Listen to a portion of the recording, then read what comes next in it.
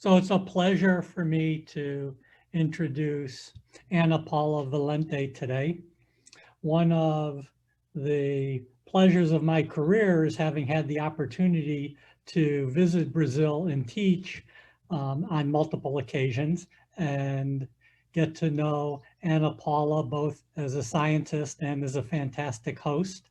So if you have the chance to teach in Brazil, and please, I'm not asking to be replaced. I would like to come back and teach again post-COVID. I encourage you to take advantage of the opportunity. Paula received undergraduate and master's degrees from the Federal University of Rio de Janeiro, and then a doctorate in biological sciences and biophysics from the Federal University of Sao Paulo, or University of Sao Paulo, in 1994. She then moved to the US as a postdoc with Stan Appella from 1994 to 1996, upon which she returned to her alma mater, the Federal University, where she has been ever since and is now a professor. Her work covers a very wide range, actually, of biologically interesting proteins, from antibiotic peptides, plant defensins, virus proteins, thyrodoxin. For me, when I've worked on a relatively small number of systems my whole life, this is somewhat bewildering and admirable. And today she's going to tell us about quite unusual interaction, I think, between a tick anticoagulant protein and the blood coagulation system. So Paula, it's great to see you remotely, hopefully one day again in Rio. Okay, can you see my screen? Yes. So thank you, Professor Palmer, for the kind introduction. It's really a pleasure for me to be here. So I would like to thank the invitation and also congratulate the organizing committee for this initiative. It's really important to keep in touch in these so difficult times for us. And you're always invited to come to visit us. So, as a professor mentioned, I am from the Federal University of Rio de Janeiro.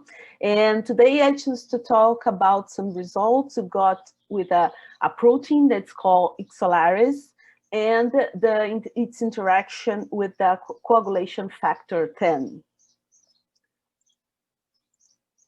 So Ixolaris, it's a protein that was characterized from tick saliva of Ixodes scapularis. It has anticoagulant properties. From sequence analysis, it's discovered that it has two Kunitz domain.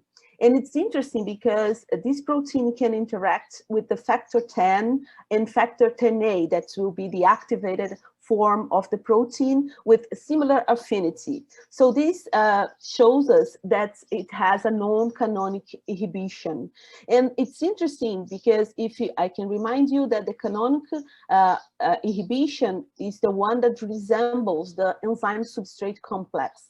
So if you have a non-canonical inhibition, it opens the possibility of modeling this interaction and maybe use this information for drug design and development of new inhibitors. And actually, what Ixolaris prevents thrombosis in rats. It blocks angiogenesis and tumor progression in a glioblastoma model. So it seems that this protein is a really interesting model. More than that, this Ixolaris shows similarity with a protein called TFPI. That's the tissue factor pathway inhibitor. That's a physiological anticoagulant. So it seems that these two proteins share some features. So if you understand the mechanism in which Ixolaris inhibits the factor 10A, we may infer some information about TFPI. So what's the importance of this protein?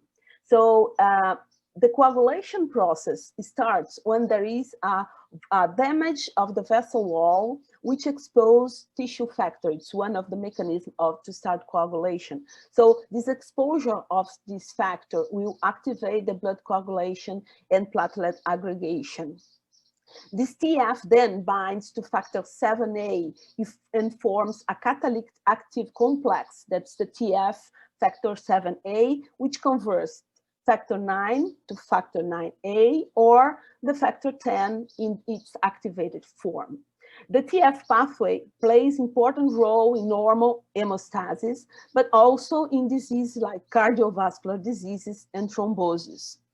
So this protein, the TFPI, exerts a control of this coagulation. So the TF pathway inhibitor, it's a potent anticoagulant and can control this coagulation process. It's formed by 3 tandem Kunitz-type inhibitor, and it's interesting because there are only few structural information about the complete protein. It's very hard to crystallize, so there are some information about the separate domains, so it's really hard to find information because the complex that this protein forms with the other factors, it's very big. So different from Ixolaris, TFPI interacts at the active site of factor 10A and serve as a scaffold for inhibition of the whole complex. So our motivation then is to study this protein because this pathway, as I mentioned before, plays an important role in normal hemostasis and in cardiovascular diseases and thrombosis. Also, this pathway seems to be implicated in cancer progression, cancer-assisted thrombosis, and metastasis. For instance, overexpression of TF enhances tumor growth, whereas knockdown attenuates tumor expansion. So what we decided to do, of course, in collaboration with several researchers, was to study the structure of Ixo and then get insights into the Ixo factor A complex. And then maybe we can get insights into the mechanism of inhibition. And here our challenge is the size of this complex, since the factor 10 is around 60 kilodalton and Ixolaris around 16 kilodalton. It's important to mention that the factor 10 can be obtained commercially, and we obtained the Ixolaris as a recombinant protein. So the first thing we did, we labeled the protein. So we got the recombinant protein. Here I'm showing its HSQC. And you can notice that we have a nice dispersion. We have nice peaks, and the protein could be completely, or most of its resonance were assigned using normal triple resonance experiments. Then we went on and we calculated its structure.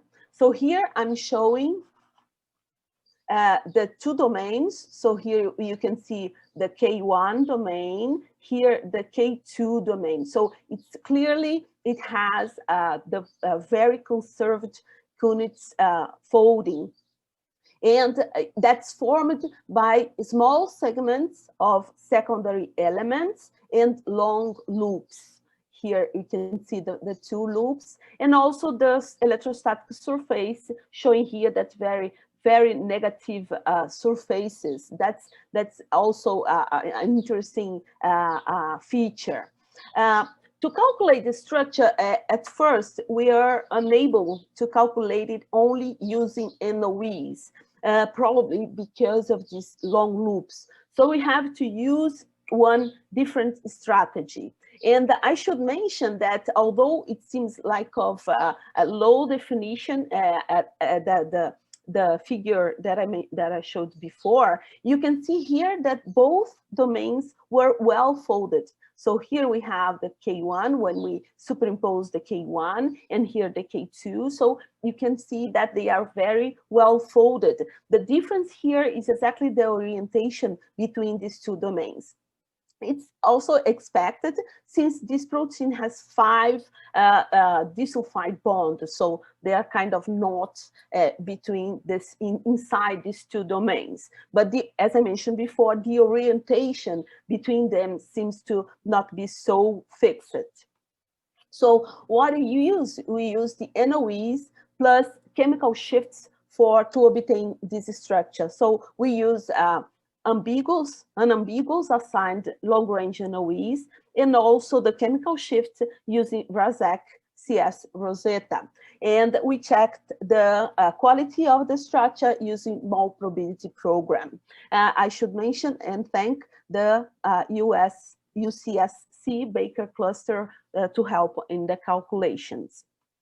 Okay, so we went on in the study and we evaluated the relaxation parameters of the protein, and you can see here that overall it's a very well behaved protein, and especially if you see here the K1 and the heteronuclear NOE, so it's despite the N and the C terminal, it's well folded. But you can notice also that mainly in the K2 domain, there are several residues that are below or above the average values for R2 and even for the heteronuclear NOE. So this data, we concluded that K1 seems to be a more rigid domain, while K2 seems to be a more dynamic type of domain. But again, the protein is very well structured. And then we started to titrate this protein with the commercially available factor 10. Okay, we use the factor 10 because otherwise the 10A, it's more difficult to deal with. And here we can see the HSQC of the free protein and the protein with different ratios of the factor 10. Here, 0.2 to 1, half to 1, and 1 to 1.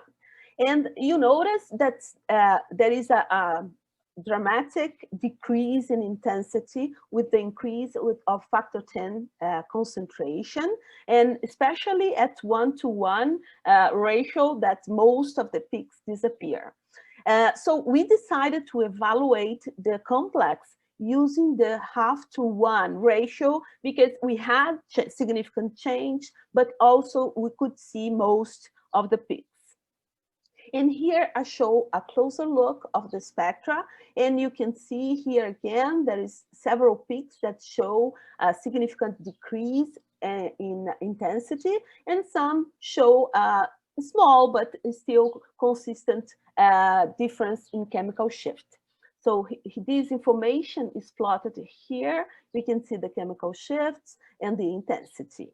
Okay, so with that information in hand, we tried to map this region in the protein.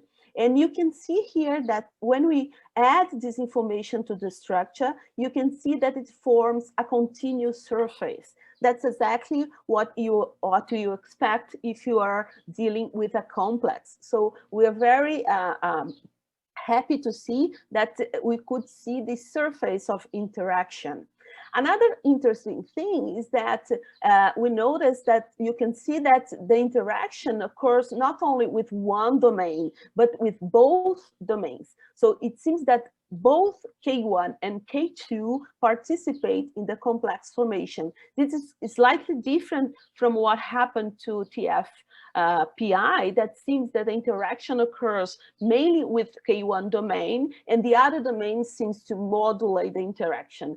Here we see that both seems to participate in the complex formation. We tried to evaluate the importance of each domain in the interaction. So we did a thermal stability assay. And you can see here in gray the apple form of the factor, and here in magenta with in the presence of Ixolaris, you can see that it's an increase in stability. That's exactly what you expect if you have the complex formation. But unfortunately, we could not see any alteration in the presence of both K1 or K2. So this is quite interesting because we don't see the participation. It seems that they probably need to be together in order to interact with the factor 10, but we will still evaluating this information, this question. Then we went on and we tried to use all the information we got by NMR and try to do a molecular docking in order to get some insights about the complex structure. For that, we use the HADOC 2.1 and we use the PDB of the factor 10A activated. We use the active residues for Ixolaris, the one that we saw significant chemical shift perturbation, and also the one that we got intensity attenuation. And for the factor 10, there are several residues that were already involved in the interaction by mutagenesis experiments. So we will use all this information to do our model. And here I show the results. So we got a very consistent model. And you can see here that the factor 10 interacts with the region of the protein, specific region of the protein. I will show you more in detail. So one thing that complicates our model is that the factor 10 is actually in vivo linked to a membrane. Okay, so here we try to show the whole picture. Of course, it's a model, and you can see here that the interaction of Ixolaris, and as we expected, this interaction is far, or it's not at the catalytic site that's shown here. Okay, so if you look for more details, you see here the catalytic triad, okay, and the interaction of with Ixolaris. Okay, we can see here several salt bridges connecting them. I have another, maybe it's a closer look. You can see the arginine and the aspartic acid. So you can see several salt bridges interaction.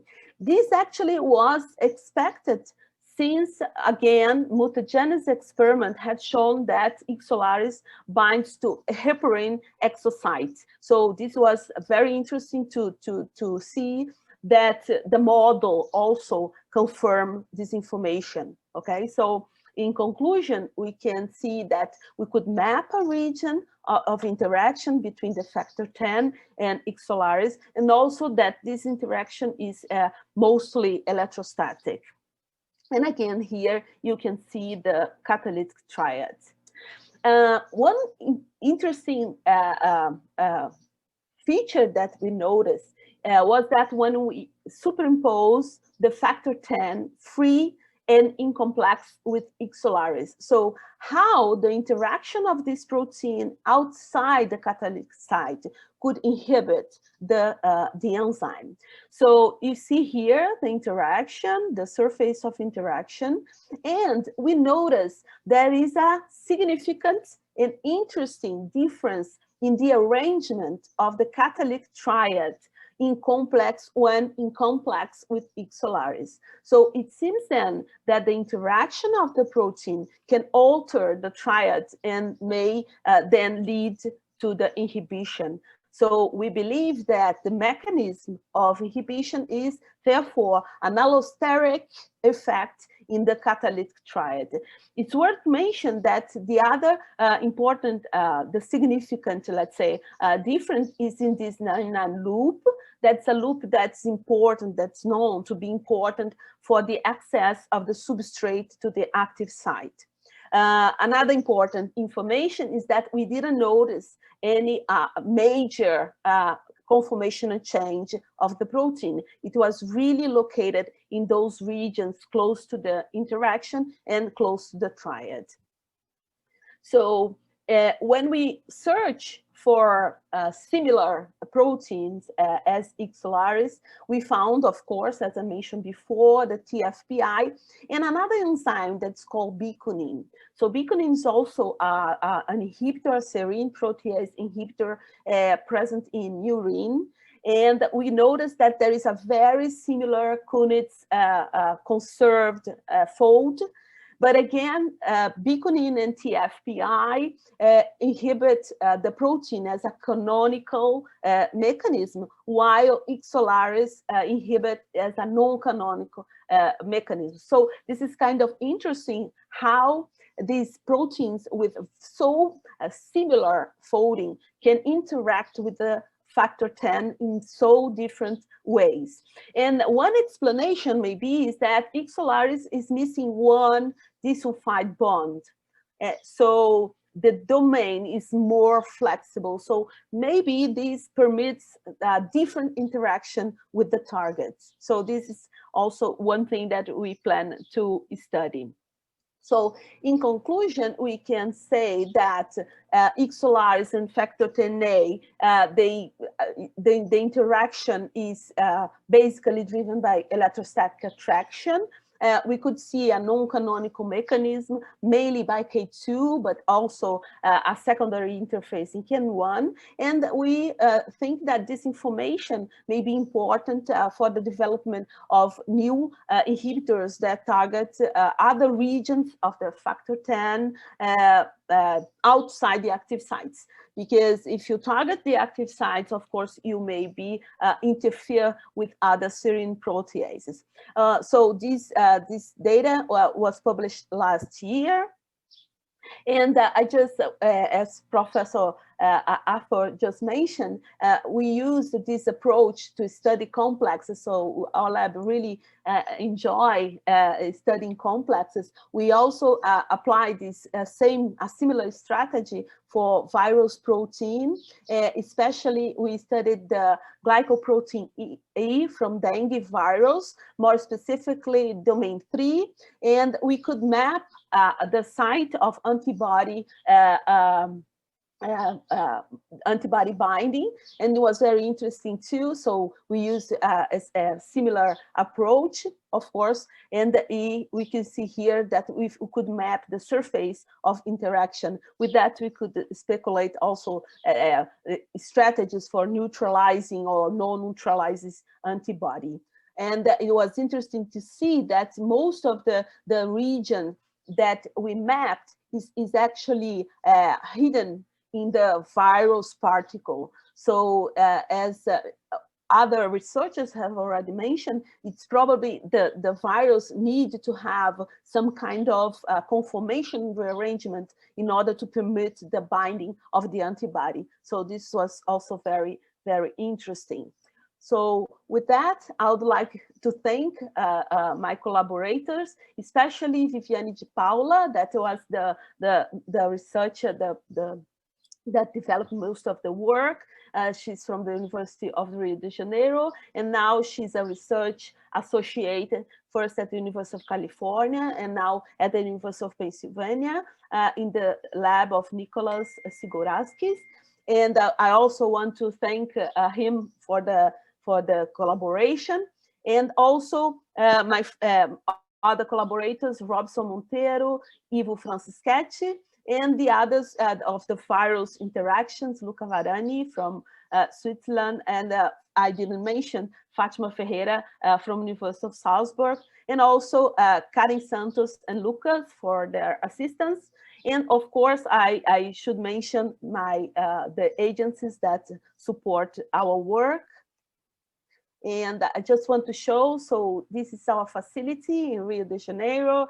So we have a 900, 800, 7, 6, 5, and 4. And we are at the center, the National NMR Center in Rio de Janeiro. And of course, all these instruments, of course, we need all the students, all the collaborators. And so I want to take this opportunity to thank them.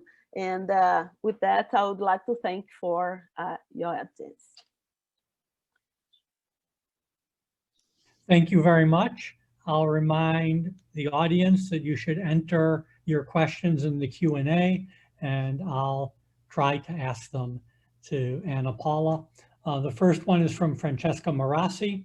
Very nice talk, Anna Paula. Is there any evidence that K1, K2 bind plasminogen activator inhibitor 1? The structure of K1, K2 looks a lot like the human SMB domain of vitronectin, which binds plasminogen activator inhibitor 1 to regulate it. Hope that question means something to you. That doesn't mean anything to me. So, Francesca, nice to hear from you. Actually, I don't know. I haven't heard any information about this interaction, but I will check. Yeah, it's an interesting question, but actually, I don't know if it's this information is it's available. And Philip Neudecker has jumped the gun on my question to you. Have you considered verifying the relative orientation of K1 and K2 using RDCs and/or anisotropy of the rotational diffusion tensor?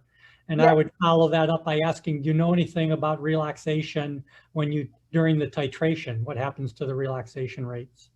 So the first question, yes, it's in our list. So the idea is to see the orientation of both domains. It's interesting when we separate them, when we express them separated, the HS2C is different. So that means that they interact. So it's not completely free. So there is a kind of orientation between them.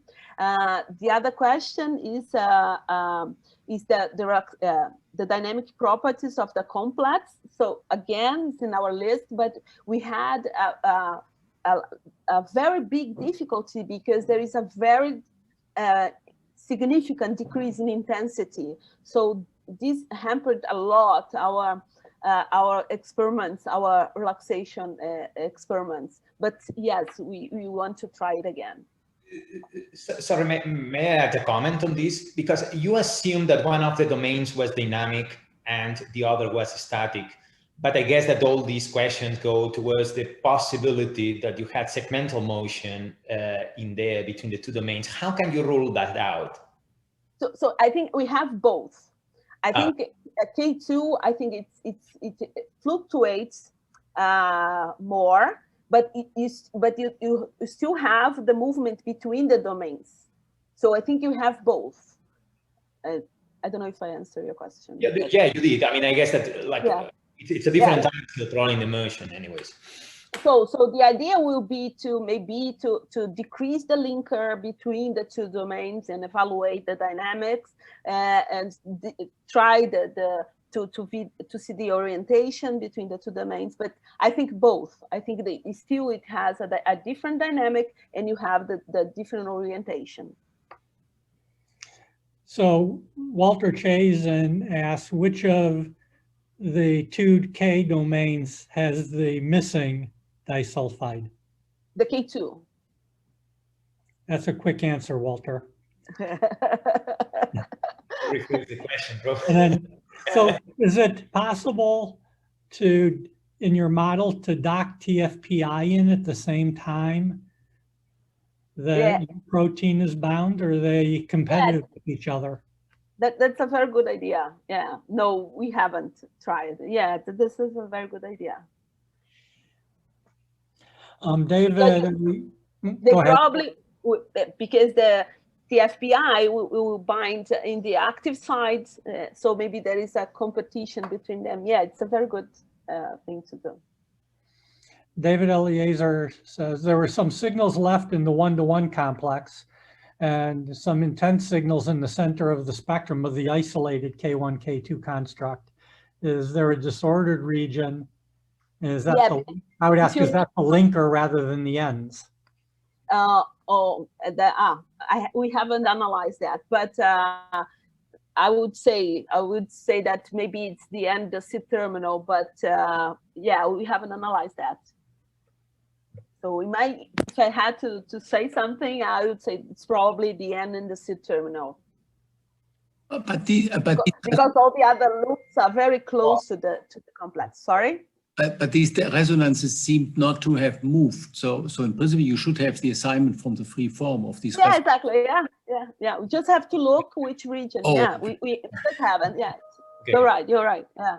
It could also be possible that you have a small fraction of unfolded protein that doesn't react with the partner and is left there. Well, we have a very, how can I say, it seems to me that we have a very homogeneous sample. So we purify it using the HPLC. So we have a very narrow peak. We could assign most of the peaks in the spectra. So I don't expect a fraction of unfolded protein. So that's why I would guess that's from the N-C terminal. But we just have to check the assignment. It's true. Yeah, sure. So Your model, oh, go ahead, Oscar. no, just I was going to say that like the affinity must be very high, right? Because the fluorescence increased 10 degrees, which is quite a lot. This is a several kcals per mole for sure, even though you don't know that from like a, and like so it must be in a slow change. It's just simply that the complex is too large. Is that correct? Yeah, it's a high affinity, so it's around 0.2, 0.4 nanomolar. The Okay. affinity of, So you know that. yes, yeah. And both for the factor 10 and for the factor 10A. It's slightly different, but they are in the same range. And you said that there was mutagenesis that supported the model you have for the complex. In particular, do those mutants include the arginines that you identify as forming salt bridges? Yes. So what it actually is the characterization made by our collaborators, Robson Monteiro and Ivo Franciscati. So what they did, they mutate exactly this region, these arginines, because this region is the heparin exosite. So when they mutated this arginine in this region, they could see that there was a decrease in the affinity for Ixolaris. So that's confirmed. We use this as active residues for the model. But it's located in the right region. Okay. I have one more question, if I may. Yes. So actually, this Kunitz-type inhibitor brings me back when I first came into contact with NMR many years ago, because I had to work on this. And in the specific Kunitz-type inhibitor, which was from collagen 3, there was extensive conformational heterogeneity across the disulfide bonds. So, I mean, all the residues which were close to the disulfide bonds showed multiple conformations. Did you see something similar in this type inhibitor? Or? No, we don't see that. And we can see that they are oxidized because of the chemical shift, but we see that in defensins. In the defensins, we could see this difference. But in the case of Ixolaris, maybe there are so many disulfide bonds. I don't know, but no, we don't see much. If there is, it's very small. There is not much diversity, let's say, conformation diversity in the disulfide bonds. But Marcus, your question is a bit counterintuitive. Why would there be more disorder around a disulfide bond? Yeah, because it's like an isomerization. Because you have, it's not always, not necessarily stays the same. We imagine that maybe the disulfide bonds have some kind of isomerization. I don't know if you agree with that, Marcus. And then we can see some kind of heterogeneity around the disulfide bond. So we see that for the defensins that also have disulfide bonds. But in the case of Ixolaris, we don't see it significantly, let's say. I agree. Oscar, that reminds him of the bad old days when he was in my lab thinking about the disulfide bonds. I think the first one to study those was Kunitz-type BP. Yes. Where you saw all these, it makes this, it has this conformation and it goes R and S conformation. Mhm. And that causes the heterogeneity if there's enough space. So is this order around disulfide bonds the rules rather than the exceptions? What is the exception? Or is it just hard to say there's no dominant situation? Kind of depends on the packing. Yeah. When there's room, they isomerize. When they're well packed, they don't. I think Kurt observed many orders of magnitude. Some were within milliseconds interconverting, some were so fast that one couldn't see anything. So it's really context dependent very much. I agree. So Anna Paula, I didn't know you worked on defensins. Are these beta hairpin structures, antimicrobial systems, or I mean, are they cyclic or are they open? They have an average 3 disulfide bonds. Yes. So it's like a beta and alpha helices. It's similar to a Kunitz domain, but it's the secondary elements are bigger. So these defenses that I studied, it's not the alpha defenses, the beta defenses that we studied. So it has like an alpha on the top of beta linked by disulfide bonds. They're small, they are 5 kilodalton proteins. So maybe that's the packings, it's not very intense. So maybe this gives rooms for the isomerization. Well, I think maybe with that, we should close the formal part and invite people to stay on and continue an informal discussion. And let me thank both our speakers today for really terrific talks. Thank you. Very nice. Marcus, do you have any closing words? Happy Thanksgiving. Happy Thanksgiving and come back next week.